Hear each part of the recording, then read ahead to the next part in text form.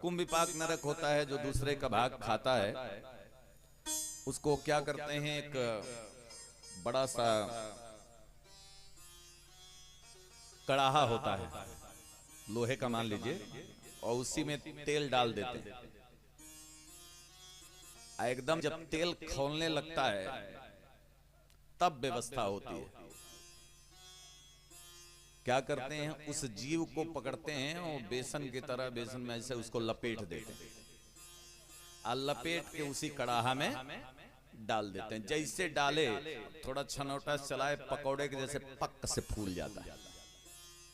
अब आप सोचते होंगे चलो इतने ना, आप विचार करो कभी माताएं या पुरुष लोग कभी पूड़ी वगैरह जब तलते हैं उसका छींटा पड़ जाता है, वो पूरे फंक्शन का है कि नहीं। काम तो करते हैं ना, खाने में मन लगेगा ना, कुछ श्रृंगार करने में मन लगेगा ना, बोलने बते कहा है हाथ जल गए, जल गो हाथ भाई, होता है कि नहीं हो। आप विचार करो जब कड़ाहे में तला जाता होगा कितनी वेदना होती होगी। अब आप सोचें इतने पे रुक जाएंगे ना, अब उसका नेक्स्ट स्टेप आता है। क्या करते हैं यमदूत, कड़ाहे में से छनौटा से उसको छानते हैं और छानने के बाद उसको निकाल देंगे, बड़े से चौकी पे उसको रख देंगे। अब सोचेंगे चलो कढ़ाई में से निकलनी इतनी आराम मिलना। अब उसके बाद से काम आता है मुड़े का। अपने यहाँ क्या बोलते हैं, मुड़े ना, मुड़ा समझ रहे ना आप लोग। अब तो यंत्र कृषि वाला धीरे धीरे लुप्त प्राय हो गया। जब हम लोग छोटे थे तो वो सरसों तीसी का वो वैसे ऐसे पीटने का काम आता है।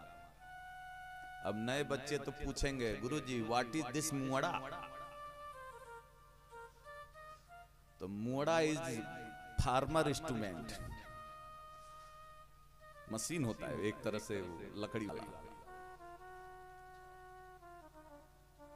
अब क्या करता, अच्छा वो मुड़ा उनके पास उतना सामान्य नहीं होता, इतने बड़े बड़े कील ठोके रहते हैं चारों तरफ से।